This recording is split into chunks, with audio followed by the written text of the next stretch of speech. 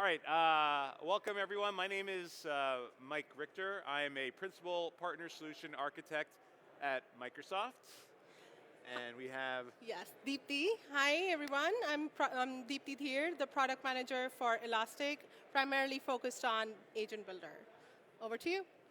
Cool. So today we're going to talk to you about Elastic running in Azure. And I'm just going to take a few minutes talking about the great partnership between Microsoft and Elastic. My mission as a Partner Solution Architect is to help our partners build and sell solutions on Azure. And I can't think of a better partner for that partnership than Elastic. So can you show me? Oops, sorry. Okay.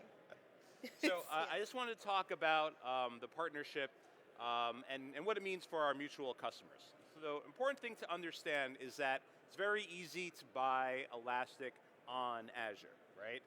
It's available in, I think, about 15 different Azure regions right now, and they're adding more of those regions. If you are a Microsoft customer and you have Azure commitment dollars, you have a MAC agreement, if you work for a big company, you probably have one, if you're not aware. You can use those dollars, those commitment dollars for Azure to purchase Elastic, and you could do that through Elastic's cloud offering or through the Microsoft Marketplace.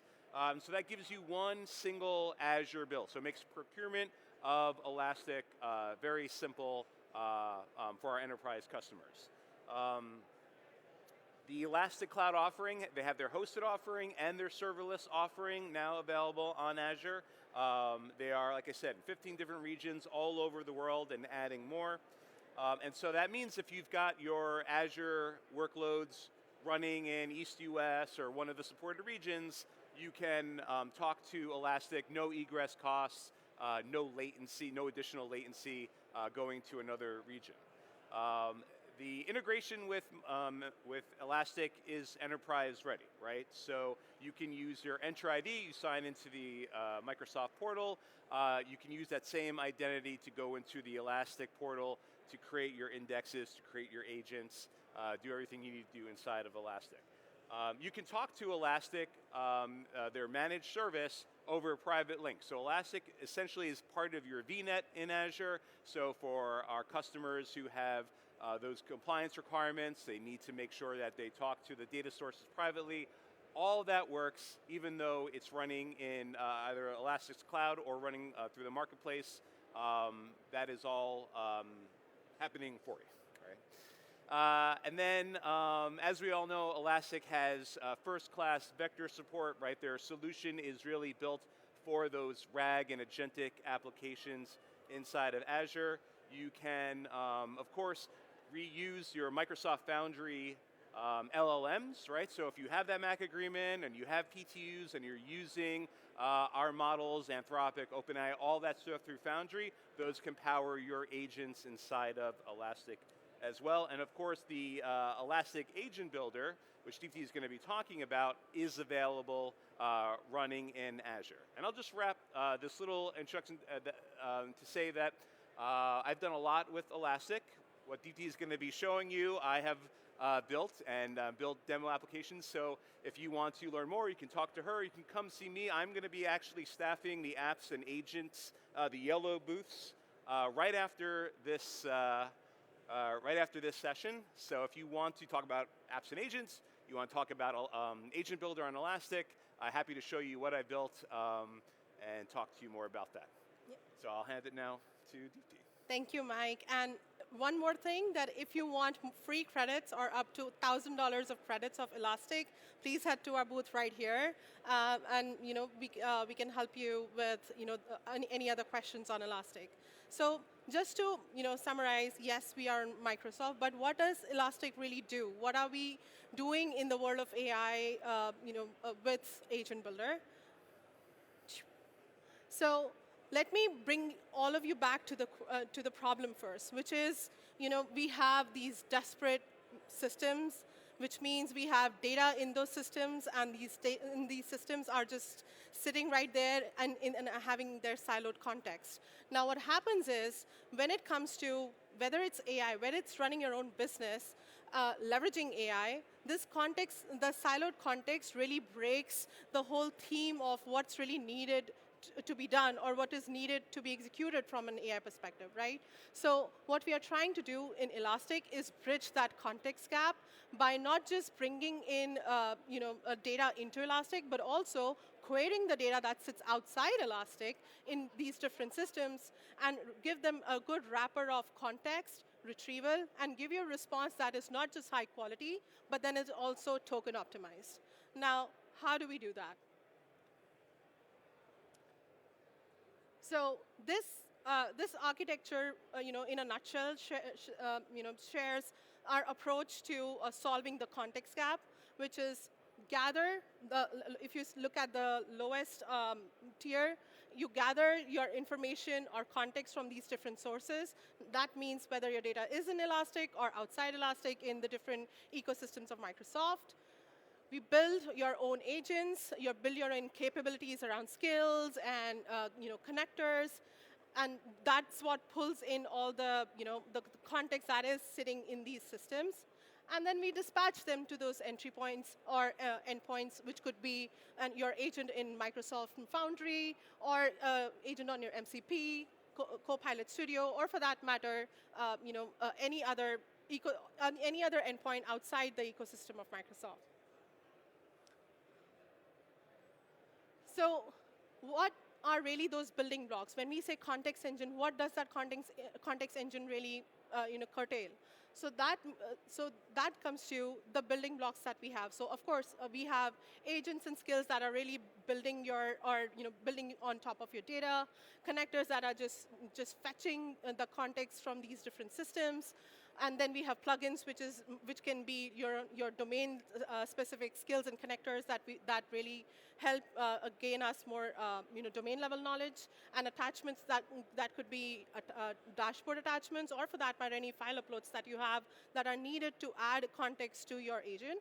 But what all brings together is our context engine. And what context engine is really doing is really mapping your data into or aligning each of the data that is sitting in silos and setting up right definitions so that it does not have to churn and compute it again and again to understand what does that data even mean. So if I take an example, personal phone number, email, first name and last name, they technically can constitute your personal information, correct? Now, Elastic understands or metasizes that as personal information metadata. And now tomorrow, if you are retrieving Salesforce data that has customer data and the same fields, first name, last name, email, phone number, it understands that it is actually taking in the personal information. What ends up happening is, now that behind the scenes, our agent then understands that, hey, this is personal information. Should I really dispatch as a part of the response? So which is where it is fairly secured. At the same time, the compute or that understanding of the data is quickened. So we actually reduce the token usage from almost 27 to 34%. Now, we have heard all this. So let me show you how does that work in real time. Oops.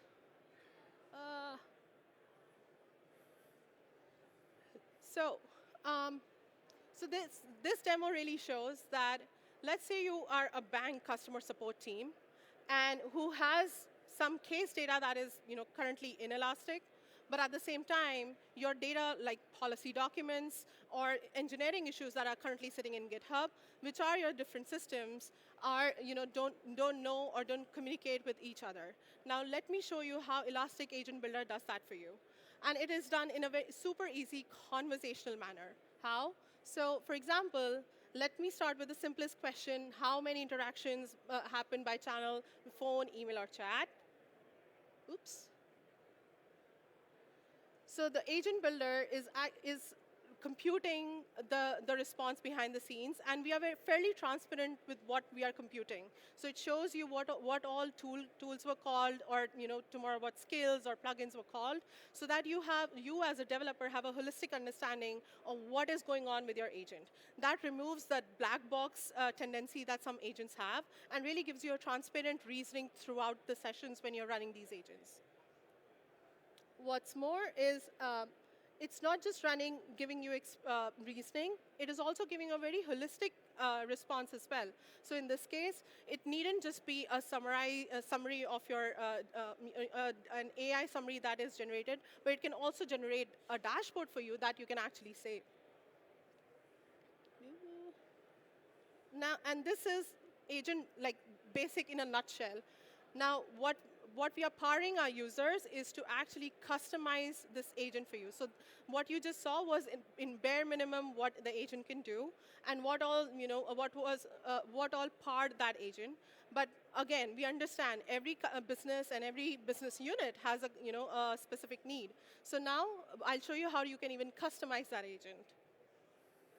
And one of the ways to customize is not just by giving custom instructions, but also skills. Now, skills, to those who don't know, they are just the building blocks. They really help you in keeping your agent in a swim lane, which means that you can give them a specific set of instructions, format that they can follow. You can also associate the different tools that you need as a part of that skill. So Elastic, we do provide a comprehensive set of skills that you can just go use. But at the same time, we understand, again, that the needs could be domain-specific, it could be industry-specific. So which is why we also power you by create your own custom skill. Now, in this example, I'm creating a financial exposure report skill that is just generating a financial summary on demand. And it is like I'm giving it holistic instructions, and I'm also adding tools to the skill. What's next? Tools. Tools are nothing but L's on the shelves. They are the actual soldiers on the ground, right? So again, here we are providing a comprehensive set of tools that you can just go to use. And again, they will be helping in most of your agent executions. But we also understand you may need some specific tools that you need for your business, for which you can actually create your own tool, and there are multiple ways to do it. One way is through the ESQL way, which is our query language. So you can create a tool using that query language. You can you can create a tool with your index, workflows, and even MCP. The next example is actually showing you how to an example of a tool that was created by an index data. So when I say index data, this data was in Elastic, and all I did was create a tool to look up that financial policy by just indexing it. Now, so right now, whatever you're seeing is in the realms of Elastic. The data is in Elastic, and everything is in Elastic. But what about when we have connectors? So like SharePoint, like SharePoint Server, Slack. So this is where we get into the broader context, breaking that context silo. So this connector, so we have a good network of connectors that primarily do federated search, with different with these systems, and really retrieve the data that is most important to you. How? Whoops.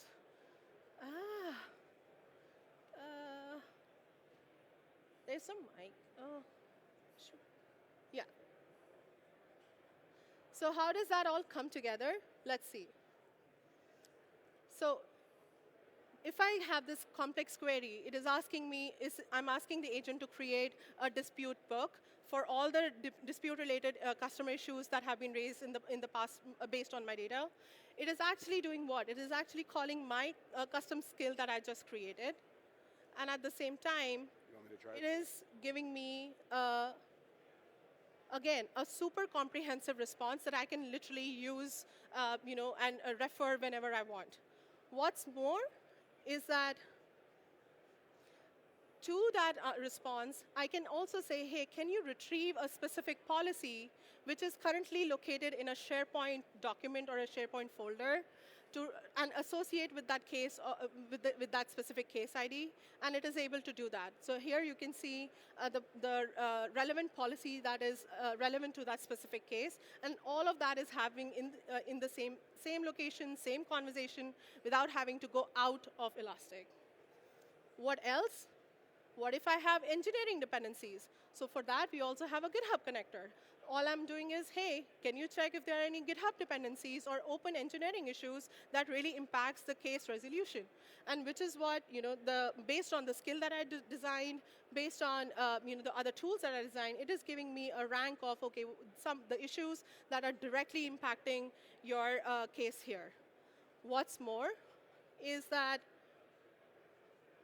I like this summary. I want to send it to my stakeholders over a Slack channel. Now, this could also be Teams. We already have that in preview.